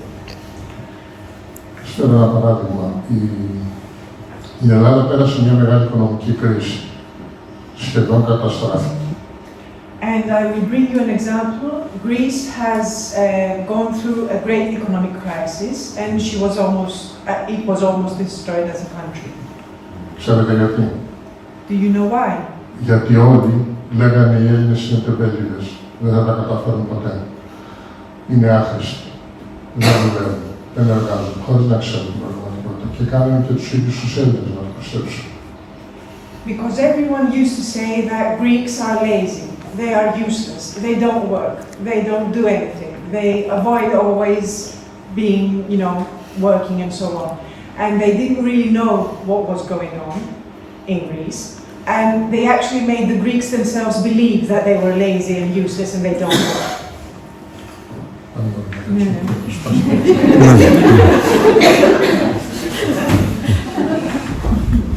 Όπως καταλαβαίνετε, όταν ξεκίνησε η οικονομική κρίση στον Όμιλο υπήρξε πολύ μεγάλο πρόβλημα, γιατί ο Όμιλος δεν έχει δωρεές ή χρήματα από κάτι κρατικό ή κάτι άλλο. Είναι μόνο από τις συγγραφές των μελών. And so, as you may understand, that when this crisis began at Omilos, there was a great difficulty because Omilos does not have any kind of donations or any kind of funding from anywhere. It's exclusively from the membership fees. Είπα τότε, στην κρίση κάνουμε ανάπτυξη. So I said then, when there is a crisis, we do broadening. Καταφέραμε και ανακαινήσαμε όλο τον Όμιλο, μεταφράσαμε όλα τα βιβλία στα αγγλικά, ήρθαμε στην Αγγλία, πήγαμε στην Κωνσταντινούπολη. So we managed to renovate actually the entire building of Omilos then. We translated most of the books. We came to London, we went to Istanbul. Μόλις έδωσε σε εισαγωγικά η οικονομική κρίση, βλέπω σε πόδι. So when, and we do this inside quotation marks, when the crisis ended, we could say, then COVID came along. Ακόμα ένα χτύπημα. Λέω στην κρίση κάνουμε ανάπτυξη. And this was another blow. And he said again that when there is a crisis, we broaden. Δανειστήκαμε Προσπαθήσαμε, αγοράσαμε το δίπλα κτίριο που ήταν ένα όραμα 40 χρόνων. So we took some loans and we put a lot of effort and we were able to actually purchase the next door building, which was a vision that we had for 40 years now. Εμείς είμαστε όλοι εργαζόμενοι, έτσι, δεν πληρωνόμαστε ούτε από τον Όμιλο, ούτε από πουθενά. Δουλεύουμε το πρωί και πηγαίνουμε στον Όμιλο το πρωί. And we have all of us, we have our day job. So we go to work during the day. We don't get paid from Omilos in any kind of way. We go to, and then at night, from the afternoon and so on, we go to. Πιστέψαμε όμως ότι μπορούμε να το κάνουμε. But we believed that we can do it. Αν λοιπόν πιστέψουμε ότι μπορεί να σταματήσει ο πόλεμος, θα σταματήσει. So if we believe that the war can stop, then the war will stop. Αν δεν λέμε ότι δεν θα σταματήσει, ο πόλεμος, δεν θα σταματήσει. If we believe that the war cannot stop, then it will not stop. Η σκέψη του ανθρώπου έχει τεράστια δύναμη. So the thought of the human being has great power. Ειδικά των ανθρώπων που την κάνουν συνειδητά.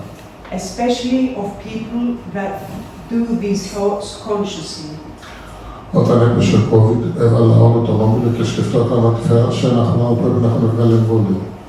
So when COVID began, I put all of Omilos to think and consider that within a year a vaccine would be created. Δεν το βγάλαμε εμείς για όνομα του Θεού έτσι. Of course, we didn't create it, for goodness sake. Η θετική σκέψη όμως βοήθησε. But the positive thought was something that helped. Έτσι μπορεί να βοηθήσει στην οικονομική κρίση, στη φτώχεια, στους πολέμους, στα πάντα. And this is the way that it can help in the economic crisis, in poverty, in wars, in everything. Πρέπει να μάθουμε να είμαστε συνειδητοί. We have to learn to be conscious. Πρέπει να μάθουμε να ζούμε συνειδητά την κάθε στιγμή και να σκεφτόμαστε το θετικό. We have to learn to live consciously every moment and think about the positive. Το να λέω ότι θα πεθάνουν όλοι στην Παλαιστίνη και στο Ισραήλ βοηθάει απλά να πεθάνουν. So if I think that everyone at Palestine and Israel will just die, then what I'm doing is actually help them die. Το να σκέφτομαι ότι θα βρεθεί τρόπος, θα έρθει η ειρήνη, θα τα βρουν οι άνθρωποι, γιατί δεν έχει κανείς να χωρίσει τίποτα με κανένα, γιατί θα σταματήσουμε να πολεμάμε μέσα μας, βοηθάει περισσότερο. So it helps more if I say that a way will be found. Peace will come. There will be found. They will find a way to coexist, to be in peace, and because we will also find a way to stop being at war within us. This is something that can help. Σας πω μια ιστορία μικρή έτσι να γελάσω. And a small story. Εγώ δουλεύω σε ένα μεγάλο δήμο της Αθήνας. Είμαι διευθυντής στη δουλειά. I work in a big municipality in Athens. I am the manager at my work. Είχαμε λοιπόν μια συνάντηση στο Λεκόν. So there was a meeting of executives. Και επειδή στον Όμιλο έφυγα στις 3:30 το ξημερώματα γιατί υπήρχε ένα θέμα με ένα μέλος που δεν ήταν καλά. And because the previous night I had left from Omilos at 3:30 in the morning because there was a certain situation with a member that should be discussed. Δεν μπόρεσα να σηκωθώ στις 7 το πρωί για να πάω. So I couldn't get up at 7 o'clock in the morning to go to the meeting. Λέω κάτι πρέπει να γίνει τώρα εδώ πέρα γιατί την πάτησα άσχημα. So something must be done here because we really stepped on it now. Την άλλη μέρα στις 8 με παίρνουν τηλέφωνο και μου λένε «Συγγνώμη κύριε Βρίτσα, κάτι έγινε και το αναβάλαμε, συγγνώμη». So the next morning they called me at the and they say, "Sorry, Mr. Vritsas, something occurred and we have to postpone the meeting. We are very, very, very sorry." Η θετική σκέψη πάντα βοηθάει. So positive thinking is something that always helps. Δεν ξέρω αν απάντησα, αλλά ο πόλεμος είναι μέσα μας. Η οικονομική κρίση είναι μέσα μας. So So I don't know if I've answered your question, Mr. Andrea says, but the war is inside us. The economic crisis is Όλο inside το us. σύμπαν είναι μέσα μας, γι' αυτό σας είπα πριν ότι είσαστε ήλιοι. Ο ήλιος τι κάνει? Ακτινοβολεί συνέχεια χωρίς να θέλει τίποτα. And actually, the entire universe is inside us, is within us. And this is why I told you before that you are actually suns. So what does the sun do? It radiates, it gives the light without asking anything in return. Εμείς μαθαίνουμε να βλέπουμε στην πράξη ότι όλοι οι άνθρωποι είναι ήλιοι. What we learn to do is to see in action that all people are suns. Ξέρετε ποιος έρχεται στον Όμιλο για πρώτη φορά? You know, every person that comes to Omilos for the first time, λέει είναι σαν να μπήκα σπίτι μου. they usually say, it's like I've come home. Δεν έχει ξαναέρθει ποτέ στον Όμιλο.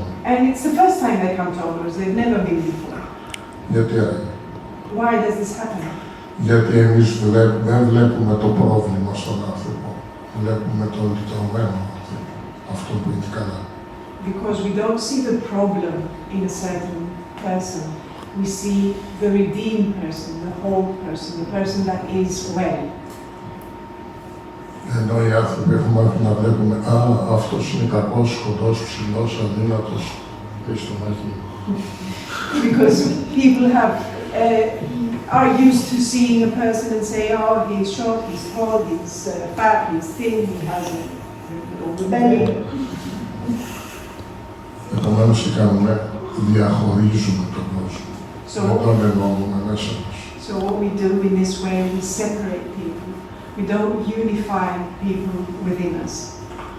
Δεν είναι θεωρία, είναι πράξη. It's not a theory, it is action. Εάν δεν μου αποδεικνύονταν, δεν θα καθόμουν. And if it wasn't proven to me, I wouldn't stay in Omilos, believe me. Η Βούλα που είναι η γυναίκα μου, ξέρει πόσες αντιδράσεις είχα. And Vula, my wife, Mr. André says, knows how many reactions I had. Δεν έχει μείνει στον Όμιλο άνθρωπος με τόσες πολλές αντιδράσεις εκτιμένα. And no one at Omilos has stayed having had so many reactions at first. Αλλά όπως λέω, σας δίνουν ένα γλυκό. Μην πείτε δεν μ' αρέσει. Δοκιμάστε μια μικρή κουταλιά. Αν δεν σας αρέσει, πετάξτε. Αν σας αρέσει, φάτε. So, as I say, someone gives you a sweet. Don't say I don't like sweets.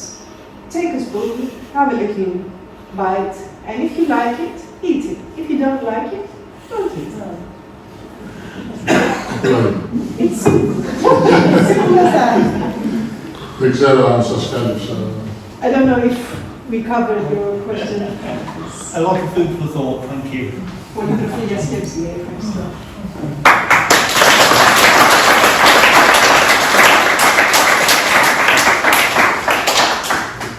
Wonderful. So, I don't know if anyone else wants to say something or ask something.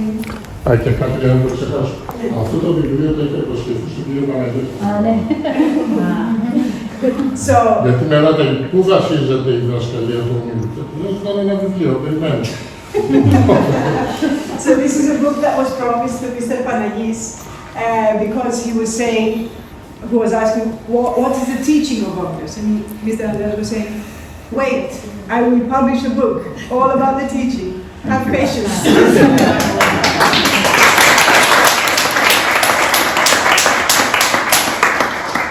Έχω μια ερώτηση.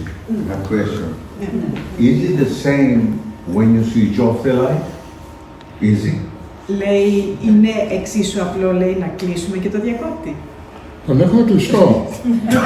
It's already switched off. Να ανοίξουμε. Κατά κυριολεξία. Άντε πάλι. Μόνο τα αγγλικά δεν μπορούμε. Δεν είναι μπάρι. Κατά κυριολεξία η κουβέντα είναι η εξής. Αν είσαι σε ένα δωμάτιο και έχεις ζεστό το φως και βάλεις ένα μπίθικο μέσα, θα τα σπάσει όλα, αλλά το φως δεν θα κάνει. Ο άνθρωπος μαθαίνει να κάνει αυτό και να κάνει αυτό. So the literal story is that you have a dark room and no lights, And so it's like there's a monkey that starts jumping around and it will never actually find the switch to turn on the light. Whereas the person, consciously, when we do use our consciousness, it's like we find the switch and we turn on the light.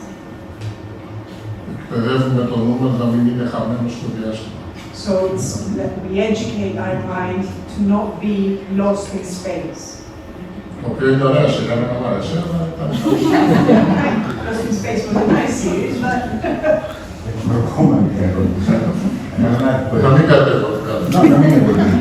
I have another question. Yes. Did he believe in miracles and miracles happening? Πιστεύεις σε θαύματα και στα θαύματα να συμβαίνουν? Συγγνώμη, δεν είναι θαύμα που ήρθε το εδώ. Εγώ πιστεύω ότι κάθε στιγμή είναι ένα θαύμα. I know that every moment is a miracle. Every moment. Αλλήμωνα αν δεν πιστεύουμε ότι όλη η ζωή είναι ένα θαύμα. Woe to us if we don't believe that every moment in life is a miracle. Everything that we live is a miracle. Και αν δεν ζούμε πάλι θαύμα θα είναι και κανένα. Everything is a miracle. Θεωρείτε τι έλεγε ο ιδρυτής του Ομίλου σε ένα μέλος που έλεγε δεν είμαι καλά, δεν μπορώ, δεν αυτό. Του λέει ένα πρόβλημα έχεις, Πέτρο. Δεν θαυμάζεις τη ζωή. So the founder of Omilos used to say to a certain member that would go and say, oh, I'm not well, I have this problem, and everything is a dead end, and so on. He says, you have just one problem, Peter. Petros was his name, Peter. You do not admire life. Αυτός ήταν οδηγός λεωφορείου και έλεγε μπαίνουνε μέσα, γκρινιάζουνε, με βρίζουνε, με φωνάζουνε, μου κάνουν. Και του λέει, και τι να πω εγώ, του λέει Πέτρο, γιατί ο δάσκαλος είχε σπασμένο το πόδι και δεν μπορούσε να κυκλοφορήσει έξω. Είχε σπάσει και είχε πάθει εγκύλωση. Και εγώ είμαι κλεισμένος σε ένα δωμάτιο. Εσύ γυρίσεις και βλέπεις τόσο κόσμο, γιατί δεν το θαυμάζεις? So Peter was actually a bus driver, and he used to complain that everyone gets on the bus and starts swearing at him, or shouting at him, or yelling at him, and complaining, and so on. And the founder, the master, used to say, so actually, what can I say? Because he had broken his legs in an accident, and he couldn't really move that easily. I'm all closed up in a room, and I'm just here sitting all day without being able to move, but you're in the bus, you're driving around and you're seeing all these people. Why are you complaining? Why don't you admire this? Και λέει, μα μπαίνει μέσα από τις ιερικάς και μασάει τσίχνα και μου φωνάζει. Γιατί δεν θαυμάζεις τη ζωντάνια που έχει? Because this young person comes in and he's chewing a gum and he's yelling at me. And the master used to say to Peter, then why don't you admire the youth? The vividness. The vividness. Λέει, άμα μπαίνει ένας γέρος μέσα, τι να θαυμάσω? Να θαυμάσω τη σοφία που έχει. And if an old person comes in, what should I admire then? He said, you should admire the wisdom of the old person. Λέει, και δεν μπορώ να σκαλώ να τα βγάλω ακριβώς και δεν τα θαυμάσω γιατί δεν μπορείς να And then Peter said that, okay, I can't really reach two conclusions with you, Mr. Master. And he said, then you should admire that you can't really reach a conclusion with me. Άλλη ερώτηση. Για να ξέρω τα κατέβατα. So if there's another question. Another question. This is about the book. Has he concluded his thoughts about the subject, or has he got more to say about it? About all of the subjects. All the subject about the book. Ναι, το έχετε ολοκληρώσει τις σκέψεις σας όσον αφορά το θέμα του βιβλίου ή έχετε και άλλες προτάσεις να κάνετε και σκέψεις? Εάν έχετε ολοκληρώσει όλες τις σκέψεις ένα βιβλίο που είναι το νούμερο 2 σωστό και έχετε κι άλλο ένα που είναι ο διαλογισμός. There is going to be a second book, a continuation. Αυτά ρωτάτε κύριε Παναγή, βγάζουμε βιβλίες. Αυτά ρωτάτε εσείς, βγάζουμε βιβλίες. Αυτό που κάνουμε τώρα δεν είναι δημιουργικό διαλογισμό. So what we are doing now is actually creating meditation. Τι είναι διαλογισμό, να κάνεις τα χέρια σου έτσι και να κοιτάζεις πάνω? Έχω να πω κάτι άλλο. I have to say something else, which I am saying in Greek, and you can translate it. It's the first time, honestly, I'm honest, it's the first time I came to a book presentation and I get so excited, and I mean, you explain it in every detail, and I don't have to, I mean, I asked the question because I wanted to create more atmosphere, that's why. Λέει ότι είναι η πρώτη φορά, και είναι ειλικρινής, είναι η πρώτη φορά που ήρθε σε βιβλιοπαρουσίαση και ενθουσιάστηκε. Και ουσιαστικά ότι τα εξηγήσαν όλα με την παραμικρή λεπτομέρεια και δεν χρειάστηκε να το... Δεν χρειάζεται να το γελάσει.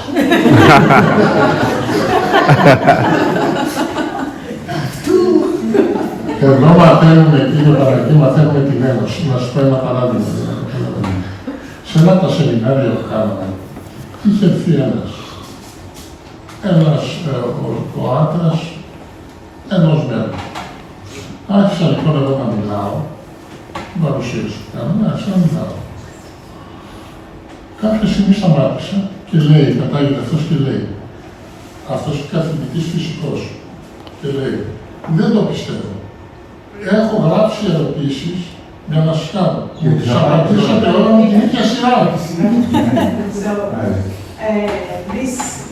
In Omilos we learn about union, and there is this example from a seminar from Omilos that we did some years ago.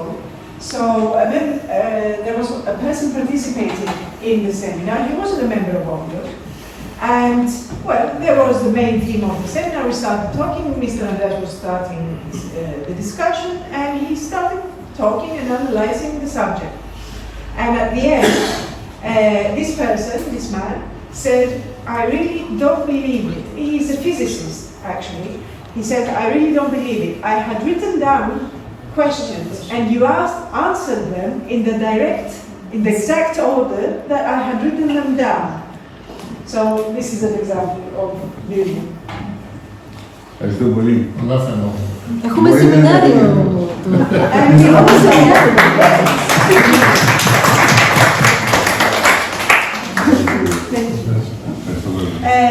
We also have our seminar in December. It will be... So come to the seminar because we need to have material for the next week. So it will be from the 29th of December and the 1st of January, so we change the year altogether at the 5-star hotel in Spa resort. Come, Greece is beautiful in winter, Mr. Andrea says. Έχει περάσει η οικονομική κρίση. Financial crisis is over. But we will do nice things, dance.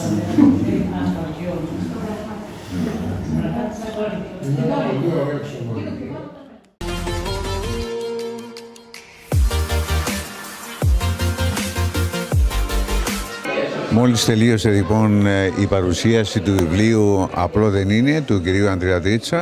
Τον έχουμε εδώ μαζί μας και θα ήθελα να σας ρωτήσω πώς αισθάνεστε μετά από την ολοκλήρωση και αυτής της παρουσίασης του βιβλίου σας. Είναι πολύ συγκινητικό το ότι έχουμε καταφέρει για 8η φορά να έρθουμε στο Hellenic Centre και να παρουσιάσουμε τώρα το βιβλίο μου. Άλλες φορές παρουσιάζαμε τον ελληνικό πολιτισμό, τη βυζαντινή μουσική και τόσος κόσμος που ήρθε, νομίζω ότι είναι πάρα πολύ καλό. Να σας ρωτήσω κάτι άλλο τώρα σχετικά με το βιβλίο. Γράφτηκε αυτό το βιβλίο από συναντήσεις που είχατε και συνομιλίες με τον κόσμο. Παίρνατε σημειώσεις κάθε φορά ή τα κρατούσατε στο μυαλό? Ήταν ηχογραφημένο, το ηχογραφούσαν και μετά κάνανε απομαγνητοφώνηση και το επεξεργαστήκαμε και το βάλαμε στο βιβλίο. Είναι κατευθείαν διάλογοι όπως ήταν. Δεν είναι με σημειώσεις. Όπως ρώτησα και προηγουμένως στις ερωτήσεις και απαντήσεις μετά την παρουσίαση του βιβλίου, πρόκειται να γράψετε, να συνεχίσετε. Ναι, πέστε μου πού θα οδηγηθεί, ας πούμε, η σκέψη σας στην επόμενη έκδοση. Το επόμενο βιβλίο που θα βγάλουμε θα είναι μια συνέχεια αυτού, δηλαδή το απλό δεν είναι νούμερο 2, ας πούμε, με άλλες συζητήσεις για άλλα θέματα. Και θα βγει άλλο ένα βιβλίο που είναι πάλι έτσι, δηλαδή με ερωτήσεις, απαντήσεις κτλ. Για το δημιουργικό διαλογισμό. Μάλιστα. Έχει, από ό,τι είδα, έχει μεταφραστεί σε 5 γλώσσες. Πέστε μου για αυτή την μετάφραση γενικά και πώς βλέπετε να εξελίσσεται. Κοιτάξτε να δείτε, έχει μεταφραστεί στα αγγλικά, καλά ελληνικά γράφτηκε στα αγγλικά, στα τουρκικά, στα γερμανικά και στα γαλλικά και το παρουσιάσαμε στην έκθεση, τη διεθνή έκθεση της Φραγκφούρτης, όπου υπήρξε πολύ μεγάλη ανταπόκριση. Δηλαδή μας το ζητήσανε από την Αργεντινή, Μεξικό, Βραζιλία, μας ζητήσανε την αποκλειστικότητα στην αραβική γλώσσα για όλο τον πλανήτη, Αμερική, Αγγλία βέβαια, Ιταλία και εκείνο που ήταν εντυπωσιακό, δεν ξέρω, είναι ο τίτλος ίσως, σε μια πλατφόρμα που υπήρχε και μπαίνανε μέσα όλοι οι ατζέντιδες για να κοιτάξουν, ήταν στους 5.000 τίτλους, ήταν στους πρώτους 50.